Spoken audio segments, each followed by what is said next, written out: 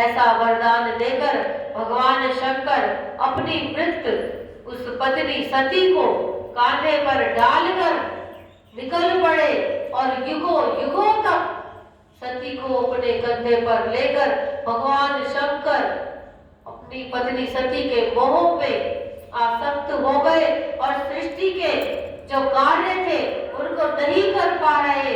वो अपनी सती पत्नी के मोह में इतने व्यस्त हो गए और उस देह को लेकर चारों ओर घूम रहे हैं, व्याकुल है भगवान शंकर कि अब मुझे ऐसा भक्त कब प्राप्त होगा, कैसे मुझे प्राप्त होगा। क्योंकि सती मां भोले शंकर के लिए पूर्ण रूप से अपने आप को समर्पित कर चुकी थी। उनका रोम रोम से आवाज निकलती थी, ओम नमः शिवाय।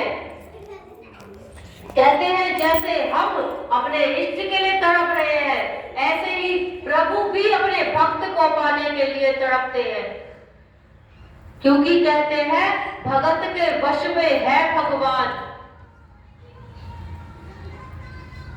ऐसा सोचकर भगवान शंकर अपनी पत्नी को कांधे पर लेकर घूम रहे हैं और तभी भगवान विष्णु प्रकट हुए और वे विचार कर रहे हैं कि यदि प्रभु ही ऐसे मोह से ग्रसित हो जाएंगे तो इस सृष्टि की रचना, पालन और संहार कैसे होगा, सृष्टि का पालन सुचारू रूप से कैसे होगा।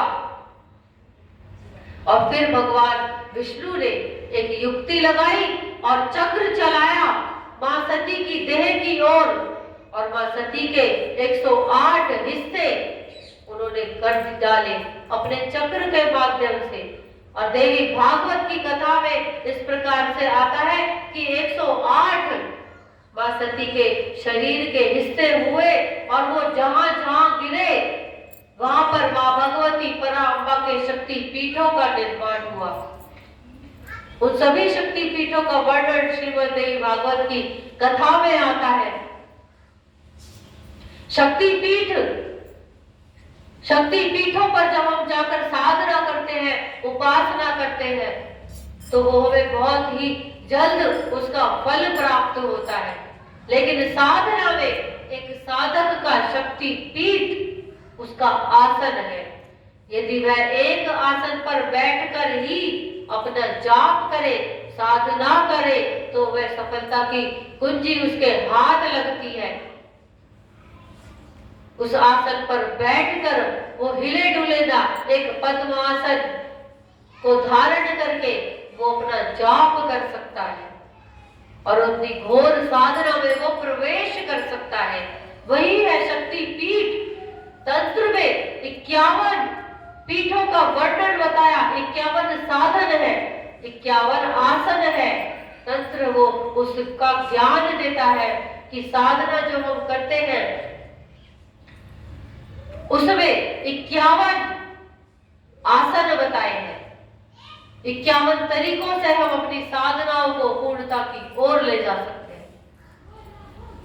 तो आइए अब हम मां पार्वती की कथा को प्रारंभ करें कि मां सती का पुनः जन्म हुआ हिमालय पर्वत के यहाँ और मां पार्वती ने हिमालय पर्वत को प्रकट होकर वरदान दिया कि मैं तुम्हारे घर पुत्री के रूप में जन्म लूंगी, लेकिन तुम मुझे पुत्री ना मानना, क्योंकि भगवान शंकर ही मेरे पति हैं, तो उनके साथ ही मेरा विवाह संपन्न करना।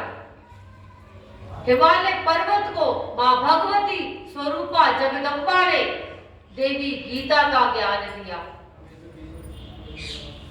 क्योंकि हिमालय पर्वत अपनी जगह अडिग है, वो घोर साधना कर रहे हैं। जब साधक अपनी साधना को निरंतर करते रहता है तभी वह उन्नति को प्राप्त कर पाता है। जल्दबाजी ना करें हम कि मैं इतने दिनों से जाप कर रही हूँ, मुझे तो दर्शन ही नहीं मिला, क्योंकि साधना बहुत ऊंची विधि है। 1 या 2 वर्षों में साधना का फल नहीं मिलता। अब इंतजार करें अपनी उस साधना को, जिसको हम साधना माने बैठे हैं, वो साधना है ही नहीं।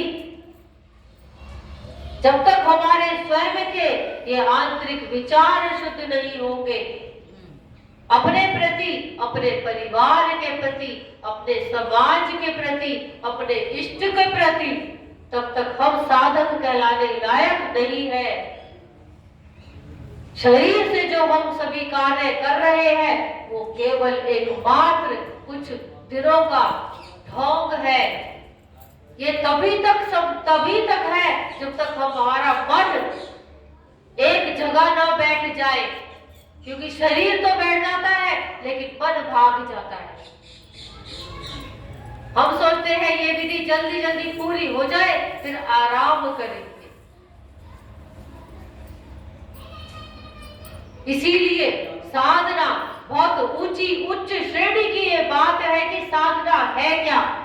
हम अपने आंतरिक विचारों को शुद्ध करें, अपने मन को, जो ये रोग हुए हैं, मोह का रोग, दंभ का रोग, ये अहंकार का रोग, इन सभी का हम स्वयं ही अंत करते हुए साधना में जा सकते हैं।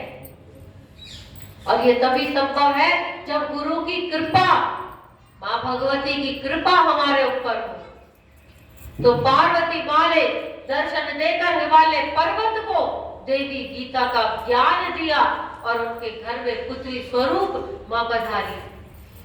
फिर हिमालय पर्वतराज हिमालय ने माँ पार्वती का विवाह भगवान शंकर के साथ कर दिया। आइए हम भी भगवान शंकर का इस भजन के माध्यम से गुणगान करें और प्रार्थना करें कि हे प्रभु हमें भी अपनी शरण दीजिए, क्योंकि भगवान